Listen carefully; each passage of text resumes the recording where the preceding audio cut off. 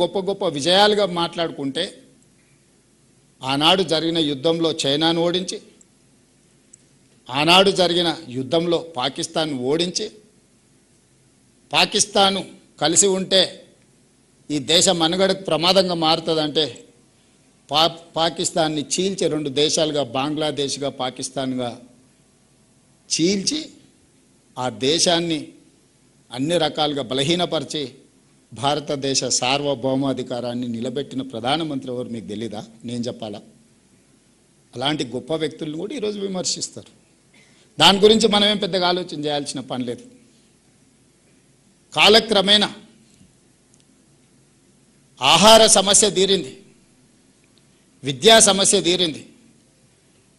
ఈరోజు మీరందరూ తండాలలో, గూడాలలో, మారుమూల పల్లెల్లో చాలామంది మీరు సింగిల్ టీచర్స్ ఉన్నారు. ప్రతి గూడెంలో సింగిల్ టీచర్, ప్రతి 2 కిలోమీటర్లకు ప్రాథమిక పాఠశాల, ప్రతి 5 కిలోమీటర్లకు ప్రాథమిక ఉన్నత పాఠశాల, ప్రతి 10 కిలోమీటర్ లోపల ఒక ఉన్నత పాఠశాల, ప్రతి మండలంలో జూనియర్ కాలేజ్, ప్రతి నియోజకవర్గంలో డిగ్రీ కాలేజ్, ప్రతి రెవెన్యూ డివిజన్లో ఇంజనీరింగ్ అండ్ మెడికల్ కాలేజ్, 10 ఆనాటి ఉమ్మడి జిల్లాలకు 10 యూనివర్సిటీలు. వీటన్నిటిని కూడా ఏ ప్రభుత్వంలో ప్రణాళికలు సిద్ధం చేసినరో, ఏ ప్రభుత్వంలో డిఎస్సి నోటిఫికేషన్లు ఇచ్చినరో, ఏ ప్రభుత్వంలో ఉపాధ్యాయుల నియామకాలు జరిగినాయో మీరు ఒకసారి చరిత్రను తిరిగేయండి. రెసిడెన్షియల్ స్కూల్స్ మొట్టమొదటిసారి పివి నరసింహారావు గారు హెచ్ఆర్డి మినిస్టర్గా ఉన్నప్పుడు ప్రారంభించారు. నల్గొండ జిల్లాలో ఉన్న రెసిడెన్షియల్ స్కూల్. అక్కడి నుంచే మొన్నటి వరకు ఉన్న మన రామకృష్ణారావు గారు చీఫ్ సెక్రటరీ గారు ఆ పాఠశాలనే చదువుకున్నాడు. ఇంతకంటే ముందు మనకు బుర్రా వెంకటేశం ఎడ్యుకేషన్ సెక్రటరీ ఉండే, అతను అక్కడే చదువుకున్నాడు. అదే ఈనాటి నవోదయ స్కూళ్ళకు స్ఫూర్తి. అవే ఈరోజు మనం కట్టుకుంటున్న రెసిడెన్షియల్ స్కూళ్ళకు స్ఫూర్తి. దేశానికే ఈరోజు ఐఏఎస్లను, ఐపీఎస్లను గొప్ప నాయకత్వాన్ని అందించిన ఆలోచన మాజీ ప్రధానమంత్రి పివి నరసింహారావు గారి యొక్క బ్రెయిన్ చైల్డ్. ఈరోజు మన ఎడ్యుకేషన్ సిస్టమ్నే సమూలంగా మార్చడం వల్లనే ఈరోజు మనందరం ఇక్కడ ఉన్నాం. కానీ విద్య అందింది, మన ఆకలి తీరింది. కానీ ప్రపంచంతో పోటీ పడాలంటే ఇది సరిపోదు. ఇది నా నిశ్చితమైన అభిప్రాయం. విద్యలో నాణ్యతను ప్రపంచం ఆశిస్తుంది పోటీ పడాలంటే. తినే తిండిలో పౌష్టిక ఆహారాన్ని, న్యూట్రిషన్ ఫుడ్ని ఈరోజు డాక్టర్స్ రికమెండ్ చేస్తున్నారు. ప్రతి తండా, గూడెం, మారుమూల పల్లెకు ప్రతి పేదవాడికి విద్యను అందించడం సరిపోదు. ఆ పేదవాడిని ప్రపంచంతో పోటీ పడే విధంగా ప్రపంచంలో జరుగుతున్న పరిణామాలను అర్థం చేసుకొని, ఎవరినైతే మనం ఆదర్శంగా తీసుకున్నామో ఈరోజు German, Japan, South Korea, Finland or China, నేర్చుకోవడమే కాదు, నేర్చుకున్న వాళ్ళతో పోటీ పడే విధంగా తెలంగాణను తీర్చిదిద్దడమే ఈ ప్రభుత్వం యొక్క లక్ష్యము, ఆలోచన. దానికి ప్రతినిధులు మీరే. ఆనాడు పండిత్ జవహర్లాల్ నెహ్రూ గారు ఆలోచన చేసినా దాన్ని అమలు చేసింది మీలాంటి ఉపాధ్యాయులు, లేకపోతే మీలాంటి ఇంజనీర్లు. ఈరోజు నేను ఏదైనా ఆలోచన చేసినా, నేను కేశవరావు గారు తెలంగాణ సమాజం పట్ల సంపూర్ణమైన అవగాహన నుండి మేధావులు అని చెప్పగలిగిన వాళ్ళు నా దృష్టిలో ఇద్దరే. ఒకటి జయపాల్ రెడ్డి గారు, 2 కేశవరావు గారు. నాకు పరిచయం ఉన్న దాంట్లో. నాకు పరిచయం లేని వాళ్ళు మేధావులు ఉండొచ్చు, నేను మేధావులు లేరని వాళ్ళని ఎవరిని తగ్గిస్తలేను. మళ్ళీ ఇది వివాదానికి దారి తీయకుంటే చెప్తున్నాను. జయపాల్ రెడ్డి గారిని ఇందులో భాగస్వామ్యం చేయడానికి వారు లేరు.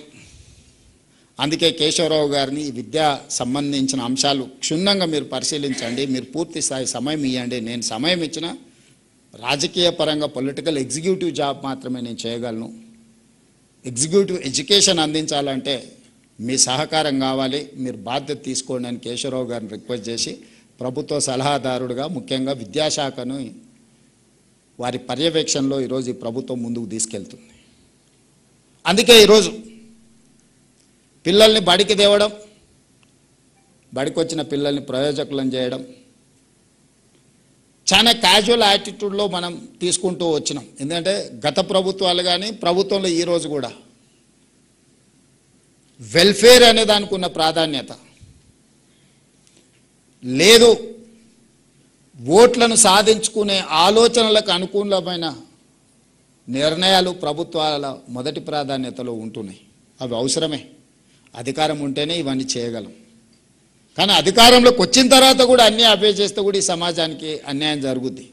పేదవాడికి ఇల్లు ఇచ్చి ఉండొచ్చు, పెన్షన్ ఇచ్చి ఉండొచ్చు, పేదవాడికి రేషన్ బియ్యం ఇచ్చి ఉండొచ్చు, పేదవాడికి అసైన్మెంట్ భూములు ఇచ్చి ఉండొచ్చు. మేము రీసెంట్గా రాష్ట్ర ప్రభుత్వం సిపెక్, మీరే భాగస్వాములు అందులో, social economic education employment and political caste survey మనం చేస్తే 56 కాలమ్స్లో నింపిన తర్వాత వాటిని ఒక క్రమ పద్ధతిలో పరిశీలిస్తే వెనుకబాటుతనానికి ఆస్తి లేకపోవడం కాదు అని చెప్పి ఒక క్లాసిక్ ఒక ఫైండింగ్ వచ్చింది. వెనుకబాటుతనానికి వాళ్ళకుండే ఆస్తుల అంతస్తులతో సంబంధం లేదు. గ్రామీణ ప్రాంతాలలో కొంతమంది దగ్గర 20-30 ఎకరాల భూమి ఉంది, లేకపోతే 200-500 గొర్రెలు, మేకలు, బర్రెలు ఉన్నాయి.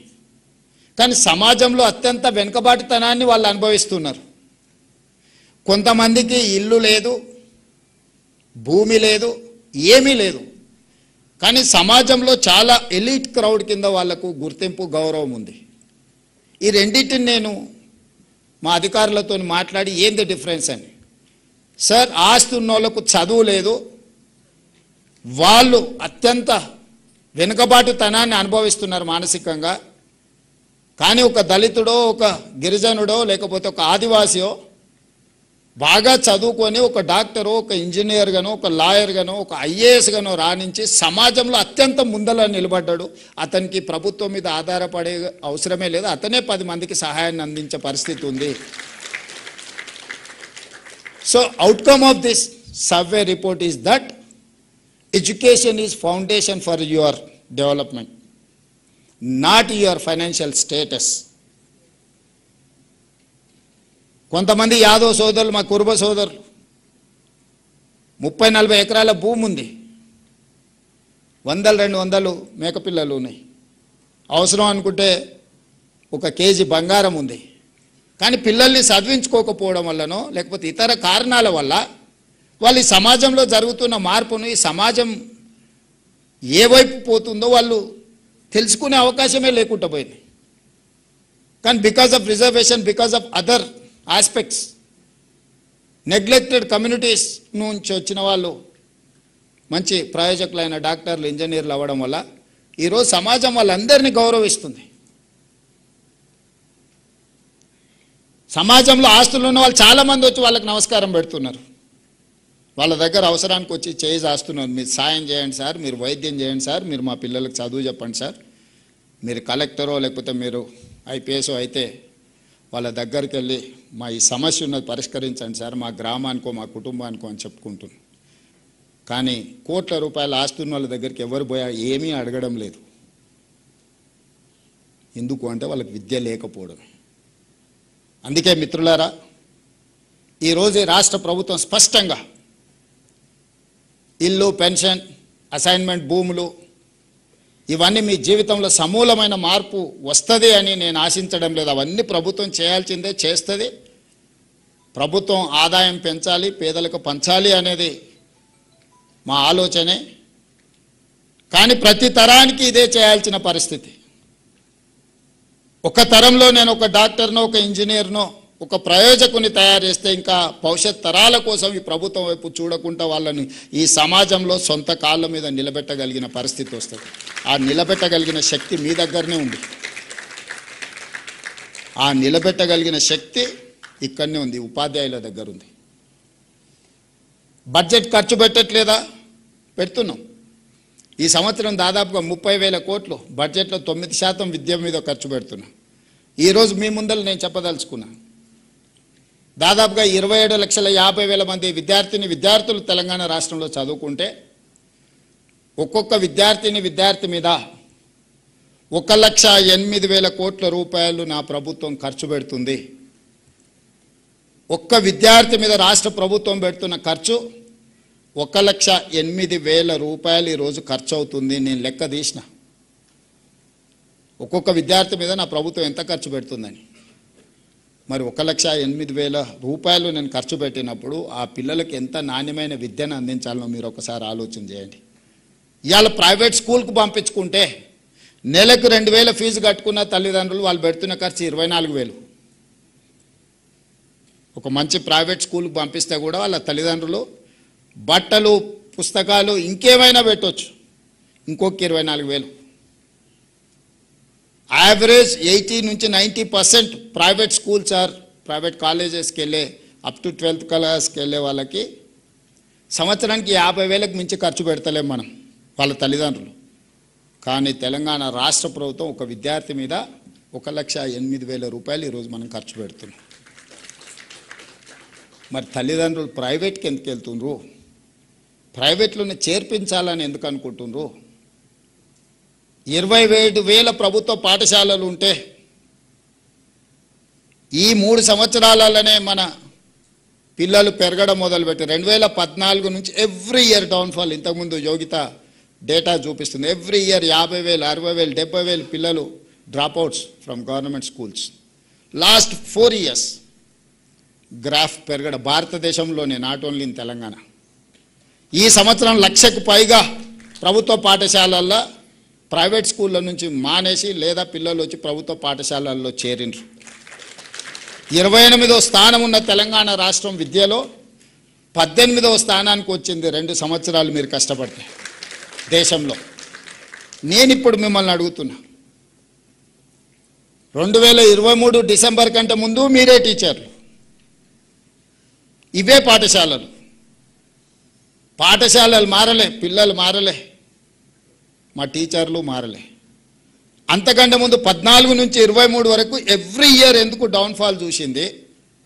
24 నుంచి 26 వరకు ఎందుకు అప్ ట్రెండ్ చూస్తున్నాం మనం? పొలిటికల్ ఎగ్జిక్యూటివ్ యొక్క attention,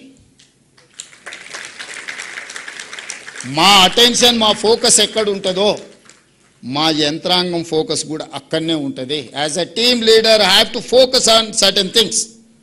Then only my chief secretary, my education secretary or my IT secretary will focus on that. నాకే ప్రాధాన్యత లేనప్పుడు నా దగ్గర ఉన్న సిబ్బంది, నాతో కలిసి పనిచేసే సిబ్బంది ఎందుకు వాటి మీద దృష్టి పెడతారు? ఈరోజు కొంతమంది అంటున్నారు, నిన్న మన కొందరు మాట్లాడుతూ తెలంగాణలో విద్యాశాఖకు పూర్తి స్థాయిలో మంత్రి లేడు, అర్జెంటుగా రేవంత్ రెడ్డి గారు పూర్తి స్థాయి మంత్రిని విద్యాశాఖకు నియమించాలని. నేను మిమ్మల్ని అడుగుతున్నా, పర్ఫామ్ చేసినందుకు నేను విద్యాశాఖ నుంచి తొలగాల? లేకపోతే నర్సరీ, ఎల్కేజీ, యూకేజీ ఇంట్రడ్యూస్ చేసి నర్సరీ నుంచి 12th క్లాస్ వరకు బ్రేక్ఫాస్ట్ ఇచ్చినందుకు నేను తొలగాలనా? లేదంటే 14 సంవత్సరాలు మీ ప్రమోషన్స్, మీ ట్రాన్స్ఫర్స్ లేకపోతే 23,000 మందికి ప్రమోషన్లు ఇచ్చి 30,000 పైగా టీచర్లను ట్రాన్స్ఫర్స్ చేసినందుకు విద్యాశాఖ మంత్రిగా నేను తొలగాలనా? 1956లో మొదలుపెట్టిన ఐటీఐలను ఆనాటి డీజిల్ మెకానికు లేకపోతే ఆనాడు ఉన్న నైపుణ్యాన్ని ఈ రోజు వరకు 70 సంవత్సరాలైనా అదే నేర్పిస్తున్న ఐటీఐలను ఏటీసీలుగా, అడ్వాన్స్ టెక్నాలజీ సెంటర్స్గా 119 నియోజకవర్గాలలో 119 మొదలుపెట్టి 3,000 కోట్ల రూపాయలు ఖర్చు పెడితే వాటిని అప్గ్రేడ్ చేయడానికి 86% టాటా ఇన్స్టిట్యూట్ ఇన్వెస్ట్ చేసింది. ఓన్లీ 14% స్టేట్ గవర్నమెంట్ పెట్టింది. ట్రైనర్స్ ట్రైనింగ్ టాటా ఇచ్చింది. రాబోయే 10 సంవత్సరాలు ఇన్స్టిట్యూషన్స్ను వాళ్ళే నిర్వహిస్తామని టాటాను తీసుకొచ్చి ఐటీఐలను ఏటీసీలుగా మార్చినందుకు ఈరోజు విద్యాశాఖ మంత్రిగా నేను రాజీనామా చేయాలనా? నిర్లక్ష్యానికి లోనైన పాలిటెక్నిక్లను ఒకప్పుడు ఐటీలో చేరితే మా పిల్లగాడు అమెరికాకి వెళ్తాడు, డాలర్లు వస్తే దాంతోపాటు పెళ్ళై కట్నం కూడా వస్తుంది అనే తల్లిదండ్రులు ఈరోజు ఆర్టిఫిషియల్ ఇంటెలిజెన్స్ వల్ల వేలాది లక్షలాది మంది ఉద్యోగాలు పోయి తల్లిదండ్రులకు భారమై వెనక్కి రాలేక అక్కడ ఉండలేక సమస్యలు ఎదుర్కొంటుంటే ప్రపంచంలో వచ్చిన మార్పు, వైట్ కాలర్ జాబ్స్ లేవు, వైట్ కాలర్ జాబ్స్కు కష్టం అనుకున్నప్పుడు యంగ్ ఇండియా స్కిల్స్ యూనివర్సిటీని మొదలుపెట్టి వాళ్ళకి స్కిల్ నేర్పించి certificate course, diploma course, degree course ప్రపంచంతో పోటీ పడే విధంగా మార్చి యంగ్ ఇండియా స్కిల్స్ యూనివర్సిటీ